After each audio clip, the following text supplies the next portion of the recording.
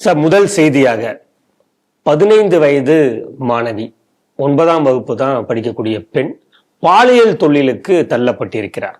கோடம்பாக்கத்தில் இருக்கக்கூடிய ஒரு தனியார் விடுதியிலிருந்து அந்த பெண்ணு காவல்துறையினர் மீட்டெடுக்கப்பட்டிருக்கிறார். இதுக்கு பின்னாடி யார் இருக்கா அப்படின்னு பார்க்கும்போது, திரைத்துறையைச் சேர்ந்த பாரதி கண்ணன் அப்படிங்கக்கூடிய ஒரு துணை நடிகரும், திமுக முன்னாள் திருவள்ளூர் மாவட்டம் ஊராட்சி மன்ற தலைவர் ரமேஷ் அப்படிங்கிறவரும் இதுல ஈடுபட்டிருக்கிறதா தகவல்கள் வந்திருக்கு. இந்த செய்தி எப்படி பாக்குறீங்க? படுபாவிகள், அதாவது இப்படிப்பட்ட ஒரு மாபாதகம்னு சொல்லுவாங்க, அப்படி செய்யக்கூடாத ஒரு மோசமான ஒரு செயலை செய்திருக்கிறார். சொல்றதுக்கே ஒரு மனசு பதப்பதைக்குது. ஒரு அறியா பொண்ணு, குழந்தை மாதிரி உள்ள ஒரு சின்ன குழந்தைய ஒரு பாழும் கிணத்துல போய் தள்ளி இருக்காங்க. அந்த கட்சி பின்புலம் இருக்கக்கூடிய தைரியத்துல இந்த மாதிரி பண்ணிருக்காங்க என்று நம்மளால ஊகிக்க முடிகிறது. இதே பாருங்க, இப்போ முன்னாள் திமுக இல்லையா, இந்நாள் திமுக தலைவர், பஞ்சாயத்து தலைவியா ஒரு அம்மா கோயம்பேடுல சென்ற சில நாட்களுக்கு முன்னாடி சிடிவில பேசுங்க இந்த செய்திகளை, திருட்டு வழக்கு தொடர்புல செயின் பறிப்பு பல வருடங்களாக. அப்ப முன்னாள், இந்நாள், அந்நாள் எல்லா நாளுமே இந்த திமுகவில் சேர்ந்து இருக்கக்கூடியவர்கள் எல்லாமே கிரிமினல்களாக தான் இருக்கிறார்கள், அல்லது கிரிமினல்களா இருப்பவங்க திமுக இடம் கொடுக்கிறார்கள். ரெண்டு இப்படி என்ன எடுத்துக்கலாம். இதுதான் இந்த கட்சி. இதே இந்த செய்திகள் சிந்தனைகள் நிகழ்ச்சியில சில மாதங்களுக்கு முன்னாடி இருக்குன்னு நினைக்கிறேன், நாமே பேசினோம்.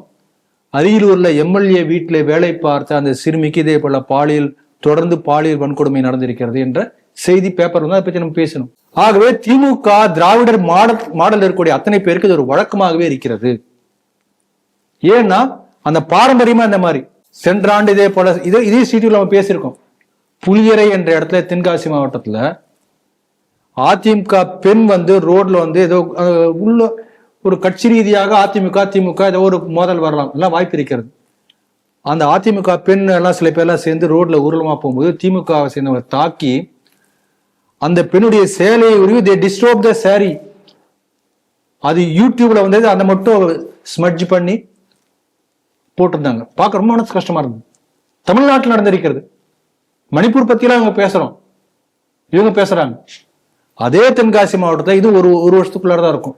இன்னொரு செய்தி, மீட்டிங்ல பஞ்சாயத்து தலைவி திமுக அங்குள்ள தலைவரை பார்த்து ஏதோ கேள்வி கேட்ட உடனே மணிப்பூர் மாதிரி உனக்கு இங்க சேலை உருவட்டுமான்னு சொல்லி மேடையிலேயே அந்த சேலை உருவ முயற்சி பண்ணியிருக்கிறார், தடுத்திருக்கிறார்கள். இந்த போட்டோட படத்தோட பேப்பர் நியூஸ் வந்தது. இதுதான் திமுக பாரம்பரியம். அப்ப இப்படிப்பட்ட பாரம்பரியத்தில் வந்திருக்கக்கூடிய கட்சியை சேர்ந்த ஒருத்தர் எப்படி இருப்பார்? இப்படிதான் இருப்பார். அதோட மோசமா இருக்கும் இது செய்வார். தலைவரே அப்படி. திமுக கருணாநிதி உயிரோடு இருந்தப்போ நடந்த சம்பவம் ஒண்ணு, மேடையில ஏதோ ஒரு மீட்டிங், எந்த மீட்டிங் எனக்கு இப்ப ஞாபகம் இல்லை, கருணாநிதி உட்கார்ந்துருக்காரு. அப்ப அந்த லிப்ஸ்டிக் வாய் பூசிருப்பாரு, அவர் பேர் என்ன, துரைமுருகன். அந்த லிப்ஸ்டிக் வாய் பக்கத்துல உட்காந்துட்டு பெருமையா பேசுறாரு. ஏன்னா கருணாநிதி கிட்ட நான் ஒரு நல்ல பேர் வாங்கணும் இல்லைங்களா. இப்ப உங்களை பார்த்து ஆஹா அழகானவர், நீங்க நல்லா பேசுறீங்க அப்படின்னா உங்களுக்கு பெருமை, ஒரு சந்தோஷம் வரும், வாசிக்கணும். அந்த மாதிரி கருணாநிதியை பெருமைப்படுத்துவதற்காக, சந்தோஷப்படுத்துவதற்காக என்ன தெரியுமா பேசுறாரு அவரு? இதெல்லாம் ரெக்கார்ட் வீடியோ, நீங்களே போய் பார்க்கலாம், யூடியூப்லயே இருக்கும். லிப்ஸ்டிக் போட்டவர் பேசுறாரு, அந்த காலத்துல பானுமதியே பார்த்தவர் எங்க தலைவர் அப்படின்னு இப்படி கருணாநிதி திரும்பி பார்க்கிறாரு. ஒரு பெருமையா சிரிக்கிறார் கருணாநிதி, சந்தோஷப்படுறாரு. பானுமதி என்கின்ற அந்த ஒரு நடிகை வீட்டுக்கு கள்ள உறவோட இந்த இவர் இருந்தார் அண்ணாதுரை. அதை பற்றி விஷயம் வெளியே வந்தாச்சு. வந்த உடனே பத்திரிக்காரன் கேள்வி கேட்கறாங்க. ஒன்னும் கூச்சலாம் படல. நான் முற்றும் துறந்த முனிவன் அல்ல, அவனும் படிதான பட்டியும் கிடையாது என்று பேசினார்.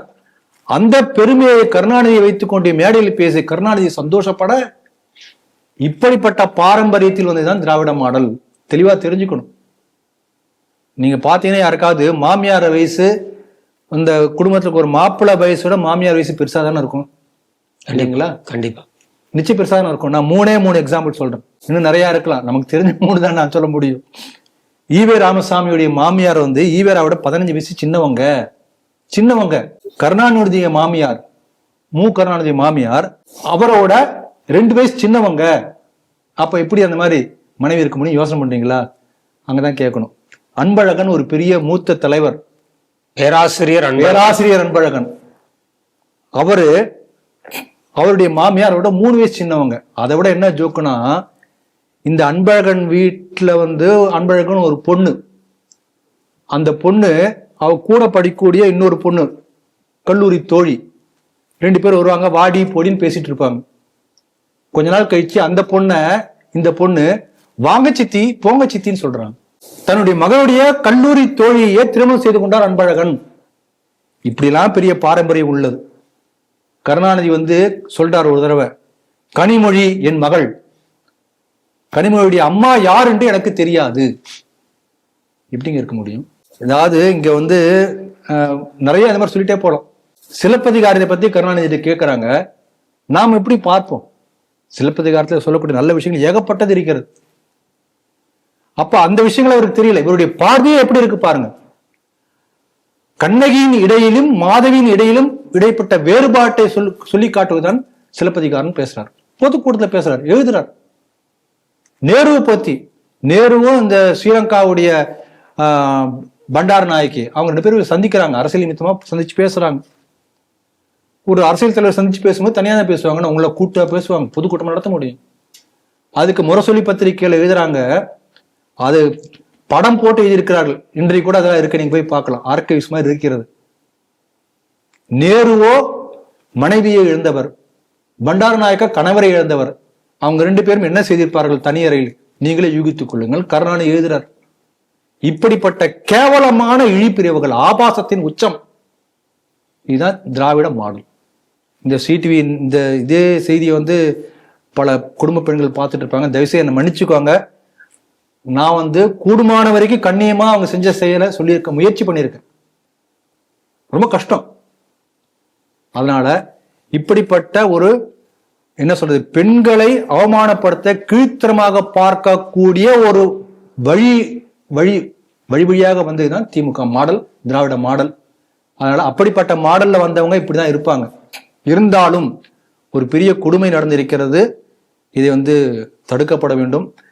இவர்கள் மீது கடுமையான நடவடிக்கை எடுக்கணும். ஆனா திரைத்துறை பின்புலத்தில் உள்ள ஒருத்தரும் சேர்ந்து இந்த மாதிரி பண்ணியிருக்கிறார். தமிழகத்தை பொறுத்து திரைத்துறை என்பதே வந்து இப்படிப்பட்ட கேடுகளுக்கு அப்பால் இன்னும் தாண்டி போதைப் பொருள் கும்பலுடைய தலைமையகமாகவும் தமிழகத்தில் மாறிக்கொண்டிருக்கிறது. அதை பத்தி பல செய்திகள் நம்ம பார்த்துருக்கோம். அதனால கடுமையான நடவடிக்கை எடுக்கணும். நம்ம இவங்களாம் பேசுவாங்க தமிழ் தமிழ் என்று, வாழ்க தமிழ், வளர்க தமிழ், தமிழ் வாழ்க. எல்லா ஊர் கலெக்டர் ஆபீஸ்ல போட்டா போத, தமிழ் பண்பாடை காப்பாற்றணும்.